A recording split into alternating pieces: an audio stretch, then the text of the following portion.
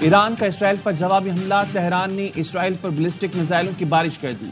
اسرائیلی defence forces نے missile حملوں کی تصدیق کر دی۔ ایران سے وسطی اسرائیل کی جانب 150 سے زائد میزائل داغے گئے۔ تل ابیب میں دھماکوں کے بعد دھوئیں کے بادل چھا گئے۔ اسرائیلی شہروں میں سائرن بج اٹھے۔ اسرائیلی ڈیفنس فورسز کا کہنا ہے ایرانی میزائل سے پورا اسرائیل آگ کی زد میں ہے۔ تل ابیب میں 5 مقامات پر تباہی، 40 اسرائیلی زخمی، 2 کی حالت تشویشناک۔ اسرائیلی وزیر دفاع کا کہنا ہے ایران نے شہری علاقوں پر حملہ کر کے ریڈ لائن عبور کی۔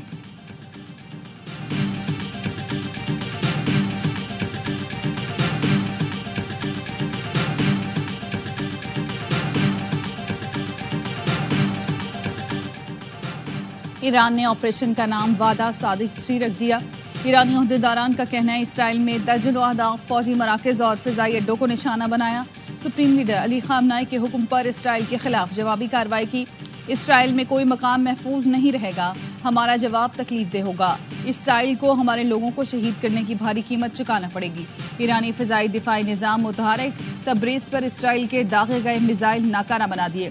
2 اسرائیلی طیارے بھی مار گرائے، خاتون پائلٹ گرفتار۔ اسرائیل پر حملے کے بعد ایرانی شہری سڑکوں پر نکل آئے۔ جشن کا سما، فلسطینی علاقوں میں بھی جشن۔ ایرانی حکام نے کہا ہے کہ اسرائیل پر حملوں میں تیزی لائیں گے، جو ملک اسرائیل کا دفاع کرے گا اس کی تنصیبات کو نشانہ بنایا جائے گا۔ ایران عالمی قوانین کے تحت فیصلہ کن جواب دینے کا حق رکھتا ہے۔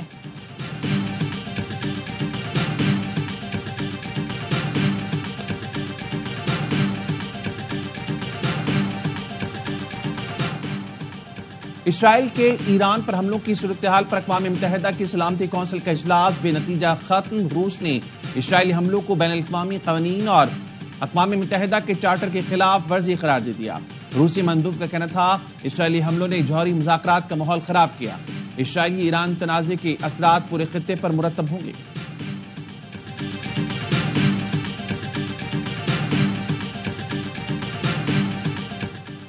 ایران نے اسرائیلی حملے کے بعد جوہری مذاکرات سے پیچھے ہٹنے کا فیصلہ کیا، امریکی اخبار کا دعویٰ۔ اخبار کا کہنا ہے ایران کا 6 مذاکراتی دور میں شرکت کا اب کوئی ارادہ نہیں۔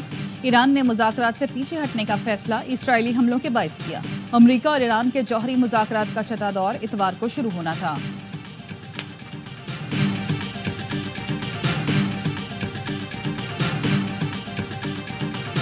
روسی صدر پیوٹن کے اسرائیلی وزیراعظم نتنیاہو اور ایرانی صدر ڈاکٹر مسعود سے رابطے۔ روسی صدر ولادیمیر پوٹن کا کہنا تھا ایٹمی پروگرام سے متعلق مسائل کو سفارتکاری سے حل کیا جانا چاہیے۔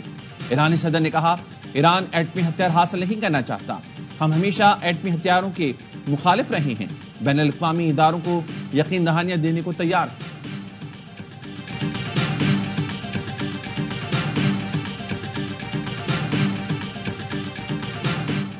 اسرائیل نے ایران کی خود مختاری کی خلاف ورزی کی۔ اسرائیل مسلسل جنیوا کنونشن اور عالمی قوانین کی دھجیاں اڑا رہا ہے۔ اسرائیلی عالمی قوانین کو رونتے ہوئے دوسرے ممالک پر حملے کر رہے ہیں۔ اقوام متحدہ میں ایرانی مندوب عامر سعید کا سلامتی کونسل میں خطاب۔ اسرائیل کا ایران پر حملہ اقوام متحدہ کے چارٹر کی خلاف ورزی ہے۔ ایران اقوام متحدہ چارٹر کے مطابق جواب دینے کا حق رکھتا ہے۔ اسرائیل نے ایران میں رہائشی علاقوں کو نشانہ بنایا۔ اسرائیلی جارحانہ اقدامات اقوام متحدہ کی خاموشی بھی قابل مذمت ہے۔ IAEA کی ساکھ متاثر ہوئی۔ اسرائیلی جارحیت پر اقوام متحدہ اور عالمی ادارے کیوں خاموش ہیں؟ عالمی ادارے اعتماد کھو رہے ہیں، بحالی کے لیے اقدامات کریں۔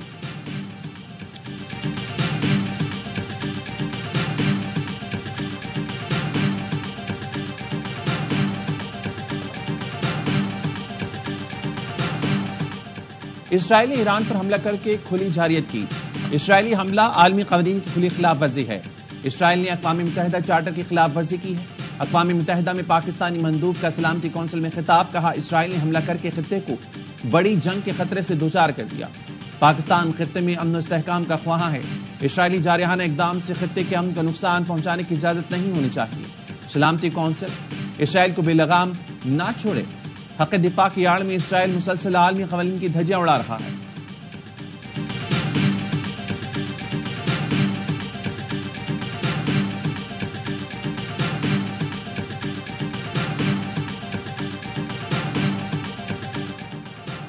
سعودی ولی عہد محمد بن سلمان اور امریکی صدر ڈونلڈ ٹرمپ کا ٹیلی فونک رابطہ۔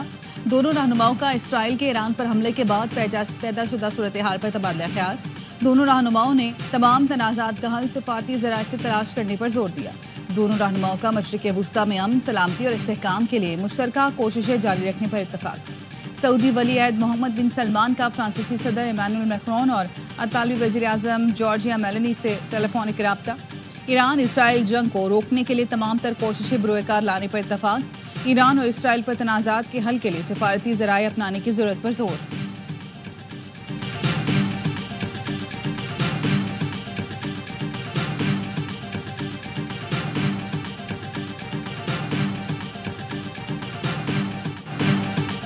اسرائیل کے ایران پر حملوں میں ایرانی آرمی چیف جنرل باقری سمیت 20 اعلیٰ فوجی عہدیدار شہید، 6 ایٹمی سائنسدان بھی جان سے گئے۔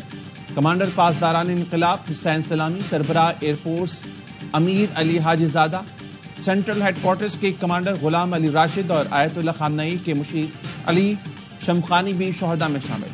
فردون عباسی اور محمد مہدی تہرانچی سمیت 6 جوہری سائنسدانوں نے بھی جام شہادت نوش کیا۔ تہران اور تبریز دھماکوں سے گونج اٹھا، کئی عمارتیں کھنڈر بن گئیں۔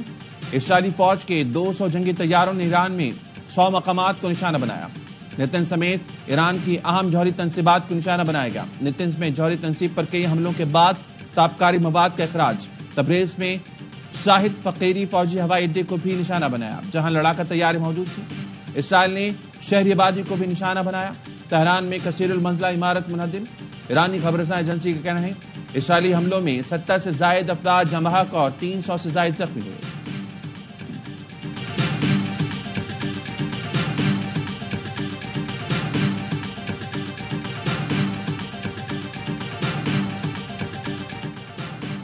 نتن یاہو مودی کے نقش قدم پر۔ مودی نے پاکستانی عوام کو فوج کے خلاف کرنے کی کوشش کی۔ نتن یاہو نے ایرانی عوام کو حکومت کے خلاف کرنے کی کوشش کی۔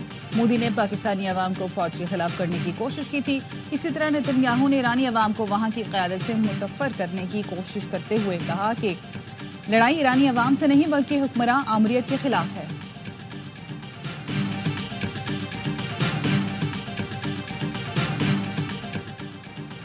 وزیر خارجہ اسحاق ڈار کا ایرانی ہم منصب عباس عراقچی کو ٹیلی فون۔ اسرائیلی حملوں میں قیمتی جانوں کے ضیاع پر افسوس کا اظہار کیا۔ اسحاق ڈار نے کہا ایران پر حملہ عالمی قوانین کی خلاف ورزی ہے۔ پاکستان اسرائیلی جارحیت کی شدید مذمت کرتا ہے۔ ترکیہ کا اسرائیل کو سخت پیغام۔ وزیر خارجہ نے کہا خطے کو غیر مستحکم کرنے کی کوششیں فوری بند کرو۔ اسرائیلی اقدامات سے مشرق وسطی میں مزید کشیدگی کا خطرہ ہے۔ تنازع کا حل صرف مذاکرات ہیں جو ٹرمپ دور میں شروع ہوئے۔ سینٹ اور قومی اسمبلی میں اسرائیلی حملے پر مذمتی قرارداد منظور۔ This House jointly and unequivocally condemns Israel and its heinous crimes against Muslim Ummah, especially against brotherly nations of Palestine and Iran. Pakistan کا ایران سے یکجہتی کا اظہار۔ سینٹ اور قومی اسمبلی میں اسرائیلی حملے پر مذمتی قرارداد منظور۔ نائب وزیر اعظم اسحاق ڈار نے قرارداد پیش کی۔ کہا اسرائیلی حملہ ایران کی خود مختاری پر حملہ ہے۔ عالمی برادری اور اقوام متحدہ کا فرض ہے کہ وہ اسرائیلی حملے کا نوٹس لے۔ سندھ اور پنجاب اسمبلی میں بھی مذمتی قرارداد منظور۔ پختونخوا اسمبلی میں شہیدوں کے لیے فاتحہ خوانی کرائی گئی۔ ایران میں پاکستانی شہری اور زائرین کے لیے وزارت خارجہ میں کرائسس مینجمنٹ یونٹ فعال۔ پاکستانی سفارت خانے کو کمیونٹی ممبرز اور زائرین کو تمام سہولتیں فراہم کرنے کی ہدایت۔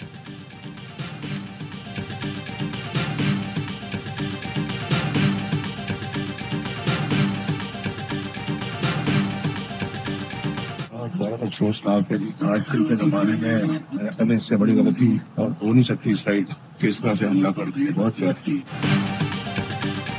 نواز شریف کے ایران پر اسرائیلی حملے کی مذمت۔ لندن میں یاوہ نیوز سے گفتگو میں کہا آج کے زمانے میں اسرائیل کی اس سے بڑی غلطی نہیں ہو سکتی۔ ایران کی خود مختاری کی خلاف ورزی قابل قبول نہیں۔ Chairman P T I barrister Gohar Maulana Fazl الرحمان، حافظ نعیم الرحمان اور چیئرمین اسلامی نظریاتی کونسل ڈاکٹر راغب حسین نعیمی کی ایران پر حملے کی مذمت۔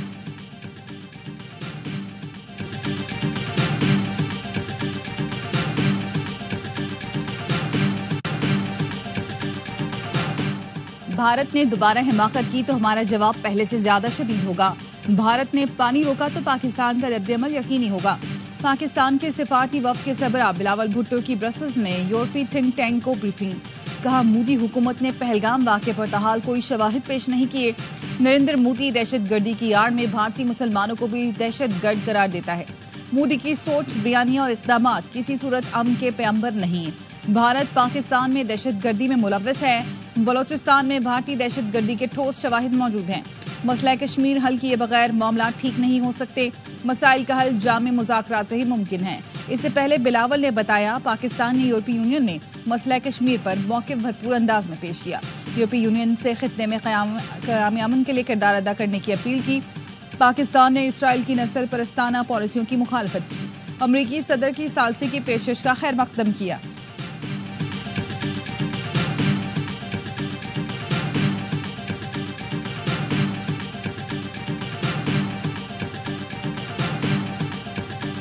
سارا سال یہ ڈنڈورا پیٹا جا رہا تھا کہ اب منی بجٹ آیا، اب منی بجٹ آیا، اب منی بجٹ آیا، وہ نہیں آیا۔ اگلے سال کا جو ہمارا تخمینہ ہے کہ inflation will be around 7%۔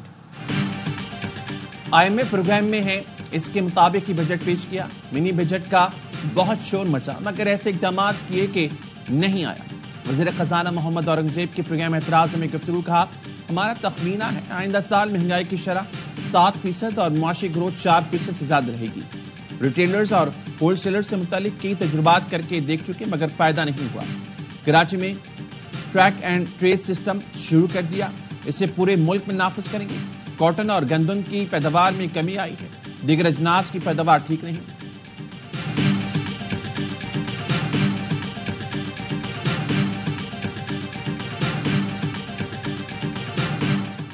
Non filer کے لیے بینک سے ٹیکس فری رقم نکلوانے کی حد بڑھا دی گئی۔ قومی اسمبلی کی خزانہ کمیٹی کو فائنانس بل پر ٹیکس حکام کی بریفنگ۔ نان فائلر ایک دن میں 75,000 روپے نکلوائے گا تو ٹیکس نہیں لیا جائے گا۔ اس سے زائد رقم پر 8.8% ٹیکس کٹوتی ہوگی۔ ملک بھر میں گارمنٹ سمیت تمام آن لائن کاروبار پر 2% انکم ٹیکس لگا دیا گیا۔ الیکٹرانکس، الیکٹریکل، ای کاروبار پر انکم ٹیکس کی شرح 8.5% ہوگی۔ آن لائن کاروبار کرنے والے انکم ٹیکس کے لیے کسٹمز سے اضافی پیسے نہیں دیں گے۔ گوگل، یوٹیوب، فیس بک سمیت ڈیجیٹل سروسز پر ایڈوانس ٹیکس 10 سے بڑھا کر 15% کر دیا گیا۔ یہ کمپنیاں پاکستان میں دفتر کھولیں گی تو صرف 5% ٹیکس لیا جائے گا۔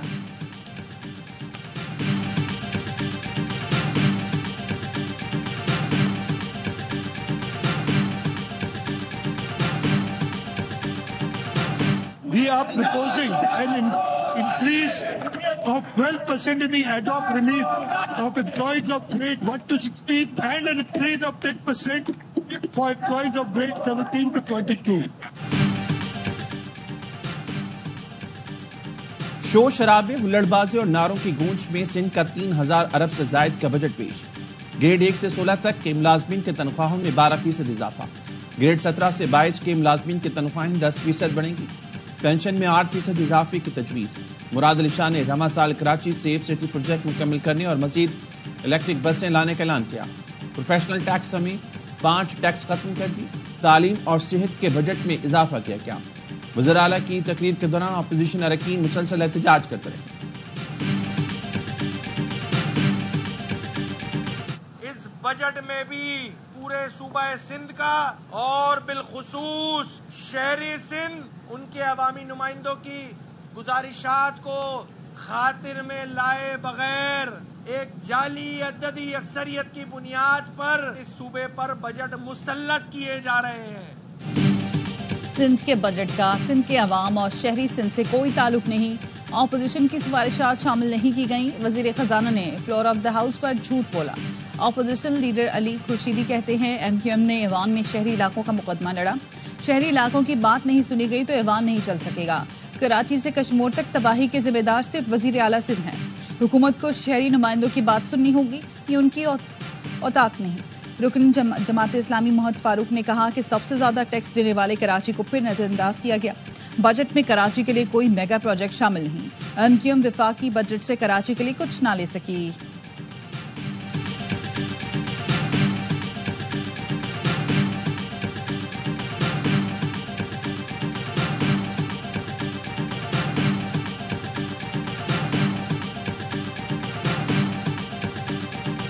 آج کے اجلاس میں متحدہ قومی موومنٹ اور PTI کا گٹھ جوڑ سامنے آیا۔ PTI اور متحدہ قومی موومنٹ اسمبلی میں اس احتجاج میں ہم آواز تھے۔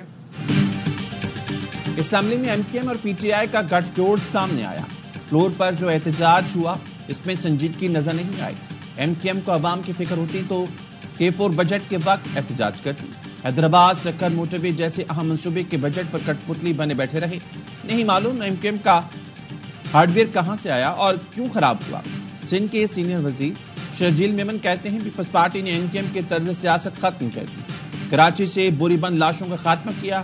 عوام میں پذیرائی نہ ہونے پر ایم کیو ایم بلدیاتی الیکشن سے بھاگتے رہی.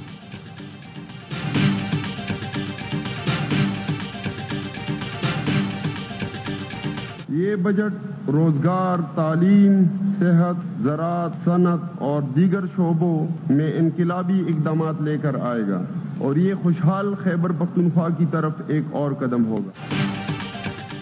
خیبر پختونخوا اسمبلی کے بجٹ اجلاس میں اپوزیشن کا ہنگامہ، شور شرابہ. اپوزیشن ارکان علی بابا 40 چور کے نعرے لگاتے ہوئے ایوان میں داخل ہوئے. وزیر خزانہ نے بجٹ پیش کیا. تخمینہ 2119 ارب روپے لگایا گیا. سرکاری ملازمین کی تنخواہوں میں 10%، پینشن میں 7% اضافہ. کم سے کم ماہانہ اجرت 40,000 تک کرنے کی تجویز. سالانہ ترقیاتی پروگرام کا حجم 547 ارب روپے رکھا گیا. وزیر اعلیٰ علی امین گناپور کہتے ہیں کوئی نیا ٹیکس نہیں لگا رہے. پاٹا اور پاٹا سے ٹیکس وصولی میں کے پی حکومت رکاوٹ بنے گی.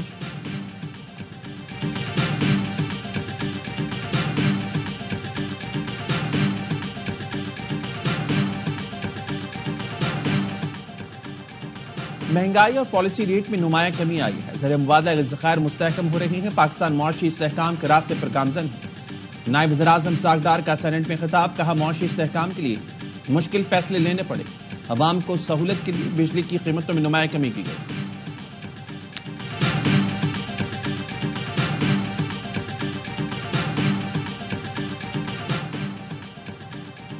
اس حکومت نے معیشت کو مار دیا. یہ لوگ ڈائریکٹ ٹیکسوں پر انحصار کرتے ہیں. آئی ٹی کی بات کر رہے تھے. آئی ٹی سیکٹر کے لوگ باہر جا رہے ہیں. اپوزیشن لیڈر عمر ایوب کہتے ہیں خیبر پختونخوا کے لیے صرف 55 کروڑ مختص کیے. وفاقی حکومت پختونخوا کے لوگوں سے بدلہ لے رہی ہے. بانی پی ٹی آئی کے روشن ڈیجیٹل کی وجہ سے پیسہ پاکستان آ رہا ہے. ملک تب ترقی کرے گا جب آئین و قانون کی پاسداری ہوگی.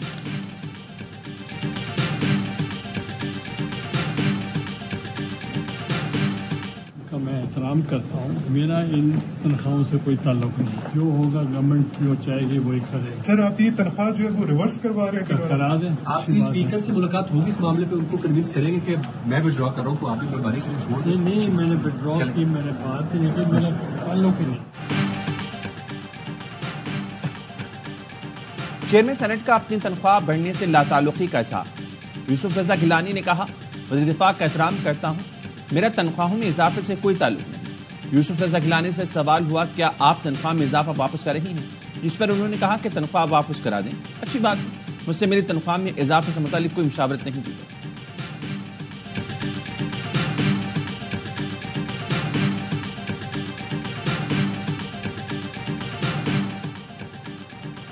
پاکستانی نژاد برطانوی خاتون باکسر لورا اکرم کا بڑا اعزاز. ورلڈ باکسنگ چیلنج میں میڈل جیتنے والی پہلی پاکستانی خاتون ایلیٹ باکسر بن گئی. لارا نے فلسطینی حریف نورا کو شکست دی. 57 کلو گرام کیٹیگری کے سیمی فائنل کے لیے کوالیفائی کر لیا. سیمی فائنل میں لارا کا مقابلہ منگولیا کی باکسر سے ہوگا.